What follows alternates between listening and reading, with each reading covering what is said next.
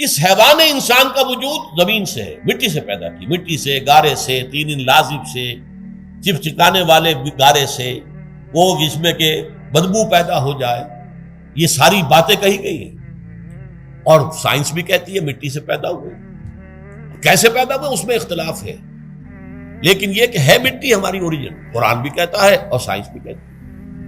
اور ہمارے وجود کو جب وہ تھک جائے، مزمحل ہو جائے، اس کی انرجی کم ہو جائے، تو اس کے لیے جو غذا ہے، جو تقویت ہے، وہ بھی ساری زمین سے آ رہی ہے۔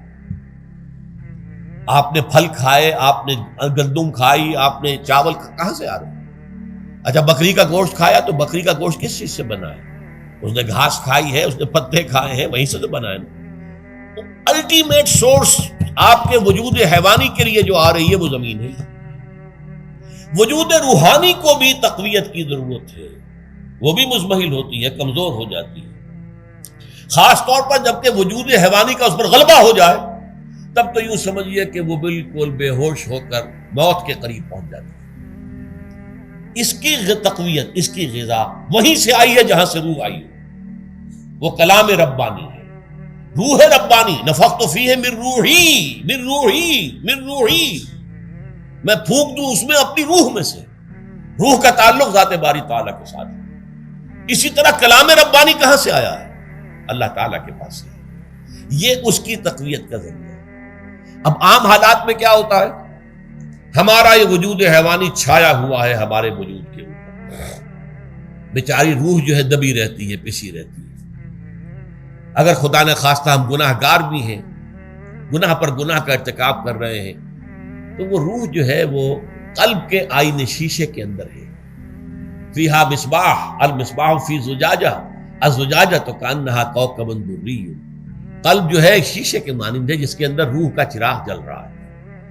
اب اگر یہ اوپر جو شیشہ ہے اس پر دھواں آ گیا، لالٹین کی چمنی پر دھواں آ گیا، تو اب روشنی باہر تو نہیں آئے گی۔ اگر انسان گناہ کرتا ہے تو قلب پر رین، زنگ آ جاتا ہے، یا حضور نے فرمایا ایک داغ لگ جاتا ہے، اور گناہ کرتا ہے اور داغ لگتا ہے، اور گناہ کرتا ہے اور داغ، یہاں تک کہ بالآخر پورا قلب سیاہ ہو جاتا ہے۔ اب وہ روح اندر بند ہو گئی، وہ دفن ہو گئی۔ اس کے لیے اب ضروری ہے کہ اب ایک پروگرام ایسا دیا جائے جو ریورس ہو جائے۔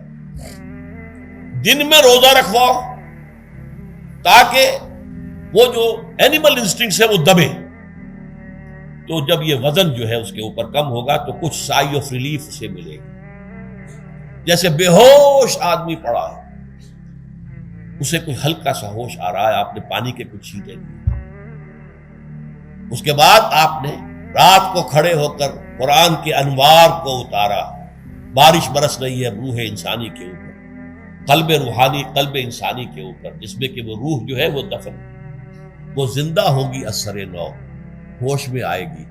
اور ہوش میں آئے گی تو دو کام ہوں گے، ایک تو اسے قرآن کی عظمت کا احساس ہوگا، یہ قرآن میری حیات تازہ کا ذریعہ بنا ہے، میں دب گئی تھی، میں پس گئی تھی، میں بے ہوش تھی، میں نیم مردہ تھی، اس قرآن کی بارش نے، یہ ترشح جو ہوا ہے مجھ پر، اس نے مجھے حیات تازہ عطا فرمائی۔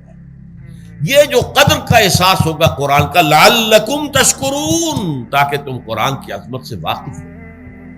ایک انسان بھوک کی وجہ سے اس کا شوگر لیول اتنا گر گیا کہ بے ہوش پڑا ہوا، اب ظاہر بات ہے کہ آپ اسے کچھ پانی کے چھینٹے دیں گے تو کچھ ہوش میں آئے گا، پھر غذا دیں گے تو اب وہ پوری توانائی پر آئے گا، تو معلوم ہوگا اسے اس غذا کی کیا قدر و قیمت ہے۔ اگر آپ کو بھوک ہی نہیں لگتی تو غذا بے معنی شے ہے، پیاس ہی نہ لگے تو آپ کو کیا معلوم کہ اس پانی کے اندر کتنی بڑی عظمت ہے، یہ میرے لیے کتنا بڑا انعام و احسان ہے اللہ کا۔ وہ تو پیاس پر، جان پر بنی ہوئی ہو، اور پیاس اس وقت آپ کو ایک گھونٹ پانی کوئی دے دے تو آپ کو معلوم ہوگا دنیا و مافیہ سے بڑھ کر ہے یہ ایک گھونٹ پانی جو مجھے ملا۔ اسی طرح جب روح دبی ہوئی تھی حیوانی وجود کے بوجھ تلے، جبکہ وہ نیم خوابیدہ یا نیم بے ہوش یا بالکل بے ہوش تھی، وہ دن میں تو روزہ رکھ کر اس پر سے حیوانی وجود کا وزن کم کیا گیا، اسے ایک ریلیف ملی۔ رات کو قرآن مجید کے انوار و برکات اس میں جذب کیے گئے تو اس کو پوری توانائی حاصل ہوئی۔ اس پوری توانائی کا پہلا نتیجہ تشکر، قرآن کا شکر، الحمدللہ الذی انزل علی عبدہ عبدہ الکتاب ولم یجعل لہ عوجا، پھر وہ قلب کی گہرائیوں سے نکلے گا۔ سارا شکر اس اللہ کے لیے جس نے اپنے بندے پر صلی اللہ علیہ وسلم کتاب نازل کی اور اس میں کوئی کجی نہیں رکھی، کسی طرح کی ایش پیچ نہیں۔ یا تبارک الذی نزل الفرقان علی عبدہ لیکون للعالمین نذیرا، بڑی بابرکت ہے وہ ذات جس نے اپنے بندے پر فرقان نازل فرمایا تاکہ وہ تمام جہان والوں کے لیے نذیر اور خبردار کرنے والا بن جائے۔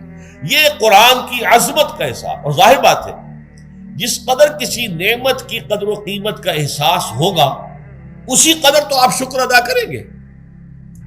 اگر آپ نے کسی بچے کے ہاتھ پر ہیرا رکھ دیا، اسے کیا پتا یہ ہیرا کس بلا کا نام ہوتا ہے، وہ سمجھے گا کانچ کا ٹکڑا ہے۔ لیکن اگر کوئی واقعتاً کوئی جوہر شناس ہو، جوہری ہو، اس کو آپ ہیرا دیں گے تو اسے معلوم ہے کہ مجھے کیا چیز دی گئی ہے۔ اس کے اندر جو شکر پیدا ہوگا وہ اس بچے کے اندر تو نہیں پیدا ہو سکتا جسے معلوم ہی نہیں۔ تو قرآن مجید کی اصل عظمت سے انسان واقف کب ہوگا؟ جبکہ اس کے ذریعے سے اس کی روح کو ایک حیات تازہ مل جائے اور اس طرح وہ پروگرام ریورس ہو جائے جو عام طور پر چل رہا تھا، ساری توجہ اپنے جسم پر، اس کے تقاضوں پر۔ جسم میں تھوڑی سی پھنسی نکل آئی ہے، بھاگ رہے، دوڑ رہے اس کے علاج کے لیے۔ کوئی اور مرض لاحق ہو گیا، بھاگ رہے، دوڑ رہے اس کے علاج کے لیے، بڑی بڑی فیسیں بھی دے رہے، ساری جسم کی پرواہ ہے۔ روزانہ نہا رہے ہیں اور اچھے سے اچھا صابن لا کر نہا رہے ہیں، وہ جسم کی پرواہ ہے نا، اس کی دیکھ بھال ہے، روح کی طرف توجہ ہی نہیں۔ یہ ہے وہ بات جو کہی گئی ہے سورہ حشر میں، اور جس سے علامہ اقبال نے پھر اپنے فلسفہ خودی کی اساس اور سورس قرار دیا۔ وَلَا تَكُونُوا كَالَّذِينَ نَسُوا اللَّهَ فَأَنسَاهُمْ أَنفُسَهُمْ أُولَٰئِكَ هُمُ الْفَاسِقُونَ۔ دیکھو اے مسلمانوں، ان لوگوں کے مانند نہ ہو جانا جنہوں نے اللہ کو بھلا دیا تو اللہ نے انہیں اپنے آپ سے غافل کر دیا، اور یہی لوگ فاسق و فاجر ہیں۔ یہ سوال پیدا ہوتا ہے کہ انسان اپنے آپ سے کہاں غافل ہوتا ہے؟ کیا اپنے وجود حیوانی سے غافل ہوتا ہے؟ کیا بھوک لگتی ہے تو وہ ادھر ادھر منہ نہیں مارتا، غذا کو حاصل کرنے کے لیے کوشش نہیں کرتا؟ پیاس لگتی ہے تو کیا پانی یا کوئی اور مشروب تلاش نہیں کرتا؟ کوئی بیماری لاحق ہوتی ہے تو کیا اس کے علاج کی طرف توجہ نہیں کرتا؟ اسے آرام کی حاجت ہوتی ہے تو آرام نہیں لیتا؟ اپنے اس وجود سے تو غافل نہیں۔ کون سے وجود سے غافل ہوا ہے؟ وہ روحانی وجود سے غافل ہے۔ بھول گیا کہ میرے اندر روحانی وجود بھی ہے اور اس کا تعلق ذات باری تعالیٰ کے ساتھ۔ اس نے سمجھا کہ میں بس حیوان ہوں، نرا حیوان ہوں، اپنے اس وجود کی اصل حقیقت ہی سے بے خبر، غافل۔ چنانچہ آج کے دور کا سب سے بڑا المیہ کیا ہے؟ ڈاروین کے نظریے کے جو اثرات پیدا ہوئے ہماری معاشرت پر، ہماری سوچ پر، ہمارے فکر پر، ہمارے فلسفے پر، ہماری سوشولوجی پر، وہ کیا ہے کہ ہم بھی نرے حیوان ہیں۔ اللہ اللہ خیر کرے۔ یہ سب سے بڑی محرومی ہے اس دور کی کہ انسان اپنے اصل شرف سے خود ہی مستعفی ہو گیا۔ ہمارا کوئی وجود ہے ہی نہیں روحانی وغیرہ، روح کسے کہتے ہیں ہم نہیں جانتے، بس یہ جسم ہے۔ ہم اللہ کو نہیں جانتے کون ہے کون نہیں ہے، ہوگا ہم تو اس کائنات کو جانتے ہیں۔ ہم روح سے واقف نہیں، ہم تو اپنے جسم کو واقف ہیں۔ آخرت سے ہمیں کچھ پتہ نہیں، شاید ہو شاید نہ ہو، کچھ پتہ نہیں، لیکن یہ زندگی تو ہے، اسے ہم جانتے ہیں۔ یہ ہے آج کے انسان کا سب سے بڑا المیہ، اور یہ ہے ماس اسکیل کے اوپر ارتداد، ذہنی طور پر مرتد ہو چکے ہیں انسانوں کی عظیم اکثریت مرتد ہو چکی ہے۔ یہ ہے در حقیقت کہ روزہ جو ہے اس پروگرام کو آ کر ریورس کرتا ہے۔ دن میں کھانے پینے، جنسی تقاضے پر پابندی، وہ وجود حیوانی کا وزن کچھ کم، روح جو دبی ہوئی تھی یا سسک رہی تھی یا بے ہوش تھی یا نیند مردہ تھی، اسے کچھ ریلیف ملا۔